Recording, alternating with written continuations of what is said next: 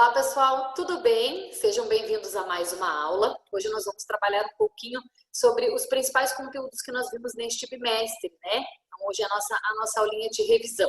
Então, olha, a prof preparou um material aqui para ficar um pouco mais tranquilo para vocês. Só um pouquinho, vamos lá.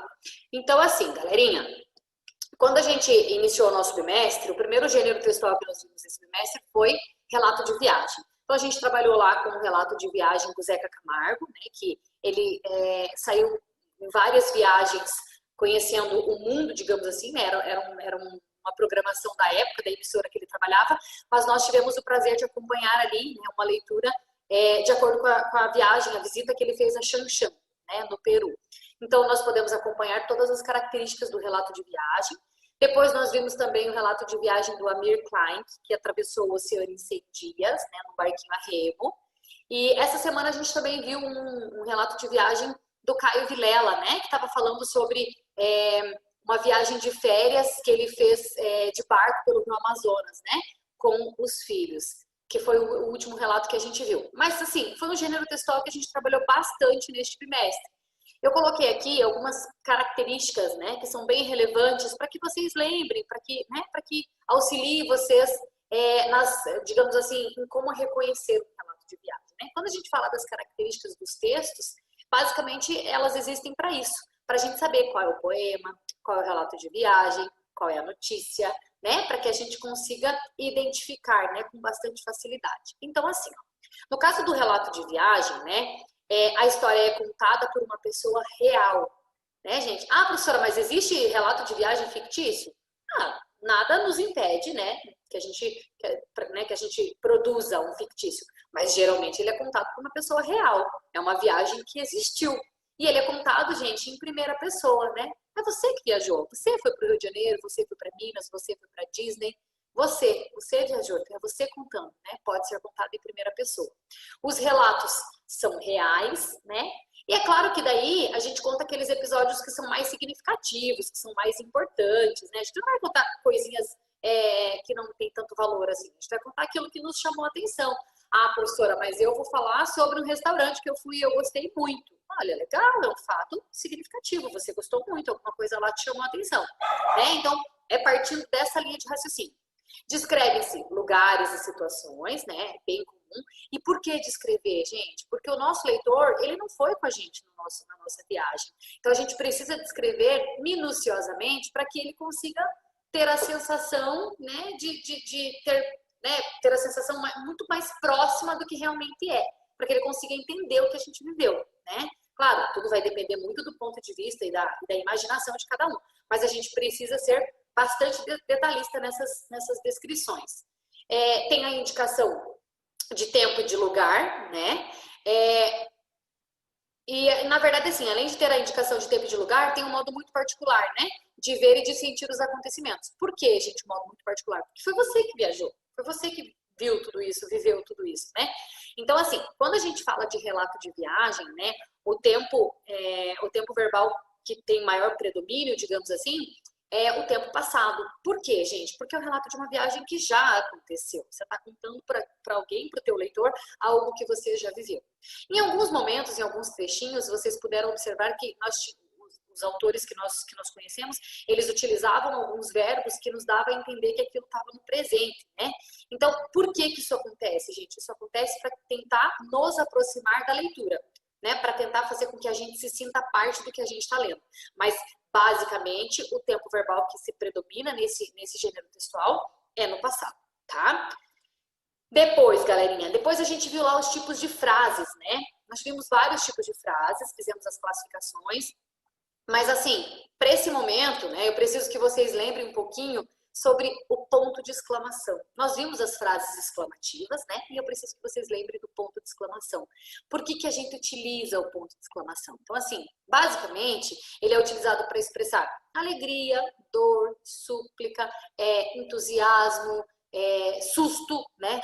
Fiquei assustada, nossa, um ponto de exclamação, né? Então, basicamente é isso, né? A prof colocou aqui alguns sentimentos, né, para que vocês consigam assimilar bem, né?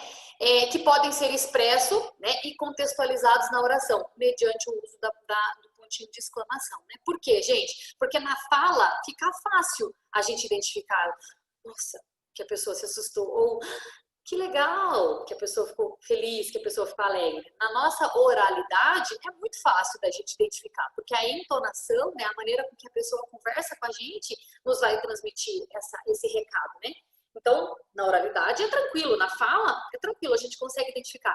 Mas aí dentro da nossa produção textual, dentro da nossa oração, dentro da nossa frase, a gente precisa, né, da marcação dos pontos de um modo geral, para que a gente consiga entender que a frase terminou, ponto final, para que a gente consiga entender que é uma pergunta, ponto de interrogação, né? Para que a gente consiga entender que foi um susto, né?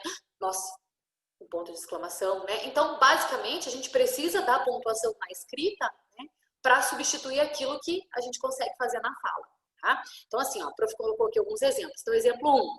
Que bela noite de lua. A pessoa está entusiasmada, alegre, feliz, né? José, você é lindo. Também, né? É uma frase bonita, uma frase alegre, né? O bolo está uma delícia. Uau, show. Também. Que rodovia horrorosa, né? Nossa, estou assustada com essa rodovia, não gostei. Também, pontinho de exclamação. E aí, estou com ódio de você. Também, estou brava. Aconteceu alguma coisa, né? O pontinho de exclamação, ele vai fazer essa função. Aquilo que nós faríamos na fala, na entonação. Ok? Depois a gente viu o texto instrucional, né, gente? Nós vimos lá. Basicamente, o texto instrucional serve para quê? Ele serve para ensinar o leitor a realizar algo na prática. Basicamente é isso, né? Vai ensinar o leitor a fazer uma boa make. Vai ensinar o leitor a fazer um bolo de laranja. Vai ensinar o leitor a fazer como fazer o jogo da forca, né? Nós vimos muitos jogos. Nós vimos lá, quando a gente começou o texto instrucional, a gente viu o jogo Batalha Naval. Depois a gente viu o voleibol bacia, que era um jogo que se joga com a bacia, literalmente.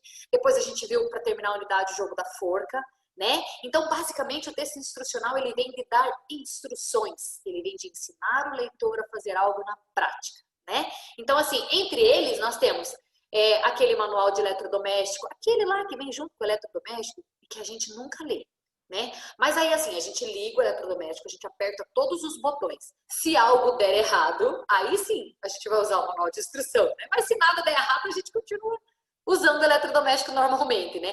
Mas o manual de instrução, ele é sim, né? O manual que vem no eletrodoméstico que a gente compra, ele é sim um texto instrucional, né?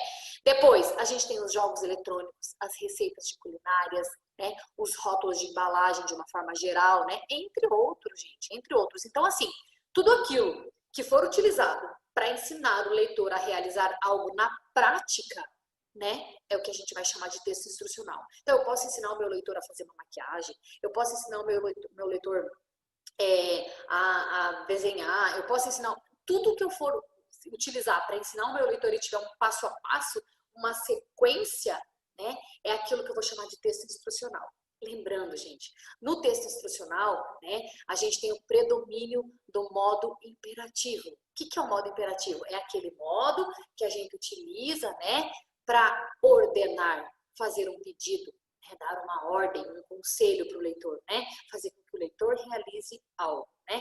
Então, assim, ó, de um modo geral, esse é o predomínio, né, do modo imperativo, e de um modo geral ele é utilizado para ensinar o leitor a fazer algo na prática, tá? Então, assim, ó, eu coloquei aqui, ó, doces caramelados, né? Eu coloquei só os ingredientes, na verdade. A prof não colocou o modo de preparo, onde vinha lá o modo do imperativo. O prof acabou não colocando. Mas, enfim, ó, 2 xícaras de açúcar, né? 1 xícara de água, 2 colheres de sopa de vinagre branco, né? E assim sucessivamente. Essa receita era um pouquinho maior. Essa prof pegou só a parte que era mais interessante. E aí depois, a gente pode colocar, misture tudo em uma bacia, coloque numa forma, né? Então, misture, coloque, faça, tudo isso faz parte do modo imperativo, tá, gente? Então, lembrando, texto instrucional é aquilo que eu utilizo, né, para ensinar o meu leitor a realizar algo na prática, ok? Depois, galerinha, depois a gente trabalhou lá os tempos e os modos verbais. Por quê, gente? Porque os gêneros textuais que nós vimos nesse bimestre exigia muito, né, que a gente trabalhasse lá os tempos e os modos verbais. Então, assim, ó, quando a gente fala de tempo verbal, basicamente a gente tem tempo passado, presente, futuro ou pretérito. Desculpa, passado, presente, futuro. O passado, gente, é o mesmo que o pretérito, tá? É o mesmo, mesma coisa. Então, se você, peguei a minha provinha lá e tá escrito pretérito, o que é isso mesmo? Pretérito, passado, a mesma coisa, tá? Então, isso é o tempo verbal. O tempo, ele é responsável por indicar quando que acontecem as coisas, quando que acontecem, quando que irão acontecer, quando que aconteceram, né? Então, isso vai estar sempre relacionado ao tempo verbal. Quando a gente fala de verbos, de um modo geral, a gente tem os verbos de primeira conjugação, que são aqueles que terminam em ar, né? Amar, falar, reclamar, resmungar, respirar, que mais? Implorar, né? Tudo que terminar com ar, né? Então, todos os verbos que terminam com ar são os de primeira conjugação. Depois, os de segunda conjugação, os que terminam com er, comer, correr, surpreender, sofrer, né? De segunda conjugação. E terceira conjugação, a gente tem os verbos que terminam em ir, né? Partir, ir, sair, subir, né? Todos os que terminam em ir. Beleza? Aí, nós temos os modos verbais, né? Os modos verbais, a gente tem lá indicativo, que é quando o meu verbo indica certeza, né? Daquilo que está sendo dito. Né? O meu verbo indica que está tudo certo, que foi aquilo mesmo. Subjuntivo, quando supõe-se, quando o meu verbo indica dúvida. E imperativo é quando expressa um conselho, um pedido, né? Quando dá uma ordem para o leitor. Né? Basicamente é isso. Então, tempo verbal. Quando a gente fala de tempo, passado, presente, futuro. Quando a gente fala de modo, indicativo, subjuntivo e imperativo. Ok? Aí a prof colocou aqui, ó. No caso, o pretérito, que é o mesmo que o passado, que a prof já tinha comentado. Depois, o presente. Depois, o futuro, né? Aí a gente tem lá o modo.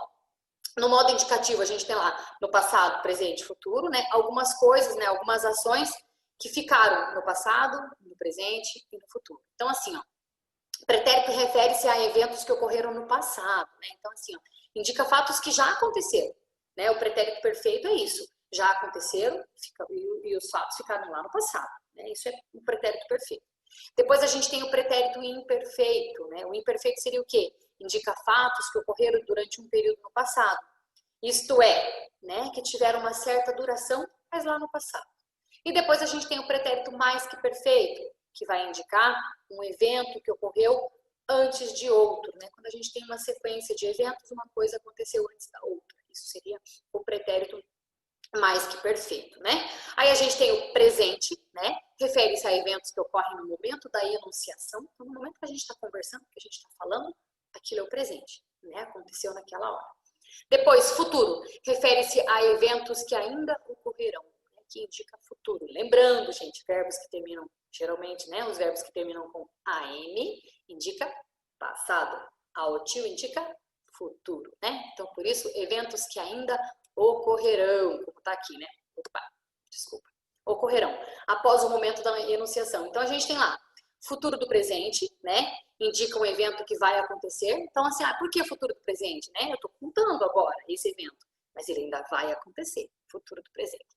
Depois a gente tem o futuro do pretérito, né? Indica um evento que pode acontecer ou poderia ter acontecido, né? Depois de algo no passado. Então, esse aqui é mais relacionado ao que aquilo que pode ou poderia, a gente não tem certeza, tá? Lembrando, gente, lá nas atividades de vocês, a gente realizou vários exercícios com relação ao tempo verbal, com relação às flexões verbais, né? Então, assim, de um modo geral, né, o que a gente precisa lembrar, né? Que quando a gente fala de tempo verbal, a gente precisa lembrar do passado, presente e futuro. Quando a gente fala dos modos verbais, a gente precisa lembrar indicativo, subjuntivo e imperativo, né? Isso. E aí, quando a gente fala de tudo isso dentro da minha oração, dentro da minha frase, eu preciso lembrar, né? Vamos pensar lá na concordância verbal, por exemplo, né? A concordância verbal é quando o meu sujeito concorda com o verbo concorda com o sujeito, e vice-versa. Né? Então, se eu digo lá, João é inteligente, né? João é, verbo ser. Né? Aí se eu digo assim, João e Pedro, aí eu preciso fazer a flexão correta, né? João e Pedro são inteligentes, né? A gente precisa também lembrar disso na hora que a gente for, né, escrever as nossas orações, né, produzir os nossos textos. Então a gente precisa também lembrar disso, né, das flexões relacionadas ali, relacionada ao número, né, que é singular, plural, ao gênero, feminino, masculino. A gente também precisa lembrar disso. né, pessoal?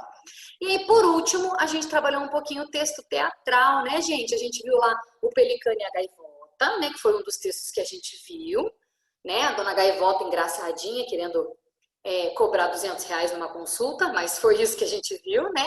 E aí, por último, a gente trabalhou também com o Cavalo e o Burro, né? Que foi uma fábula que vocês tiveram que reescrever, tiveram que fazer virar um textinho teatral. Então, quando a gente fala de texto teatral, né? Claro, a gente pensa na peça de teatro, né? Basicamente. A gente pensa na peça, a gente pensa nos atores representando, né? Mas antes de ter a peça, tem o texto, para que os atores consigam memorizar, ensaiar, aprender, né? Então, quando a gente fala do texto, a gente fala da parte que vem escrita para nós, leitores, né? Então, quando a gente fala disso, quais seriam as características? Primeiro, o personagem que fala é indicado pelo nome antes da fala, sem travessão, não tem travessão porque não é diálogo, né? Tem só o nome. Então, professor Andréia, e o que foi que eu falei, certo? O nome do aluno, e o que foi que o aluno falou. Não tem travessão. Depois, em peças curtas, geralmente os diálogos também são curtos, né, gente? Não tem por que ser diálogos tão longos se são peças curtinhas, né? É um texto, né, que possui as rúbricas, né? O que seriam as rúbricas, gente? São as indicações sobre o que deve acontecer em cena. Geralmente aparece em itálico. Lá no Pelicano e a Gaivota, se eu não me engano, apareceu em verdinho, né? Era de outra cor. Então, basicamente é isso, né? Quando a gente pensa do texto teatral, a gente pensa que sim, é uma narrativa, está contando uma história, né? Mas que daí vai ter lá as falas dos personagens, tem o nome do personagem antes da fala dele, né? Se são peças mais curtas, as falas são curtinhas, né? E vai ter sempre a presença da rúbrica. Por que a presença da rúbrica? Porque nesse gênero textual, basicamente, a gente não utiliza a presença do narrador. Então, se não tiver a rúbrica, né, dentro, claro, numa peça de teatro, a gente vai saber o que está acontecendo, a gente vai assistir, a gente vai saber o que está acontecendo. Mas na parte escrita, né, não tem. A gente precisa que tenha a indicação do que é que está acontecendo, do que é que precisa acontecer. Por exemplo, no texto do Pelicano e a Gaivota, quando começa a falar, fala que o Pelicano estava na sala da casa dele, onde tinha uma poltrona e uma geladeira. E vamos imaginar esse texto sem ter essa rúbrica. Né? Claro, a gente ia conseguir entender a conversa entre o Pelicano e a Gaivota. Claro que a gente ia conseguir entender. Mas não é muito mais enriquecedor para o leitor quando a gente tem uma referência do que é que está acontecendo, onde é que está acontecendo e qual é a maneira? Então, a rúbrica ela tem essa função. Beleza, galerinha? Então é isso. Eu espero que vocês tenham curtido. Qualquer dúvida, a gente vai se falando ali pelo Positivo On, né? E é isso, tá bom? Tchau, tchau. Um abraço para vocês e até a próxima.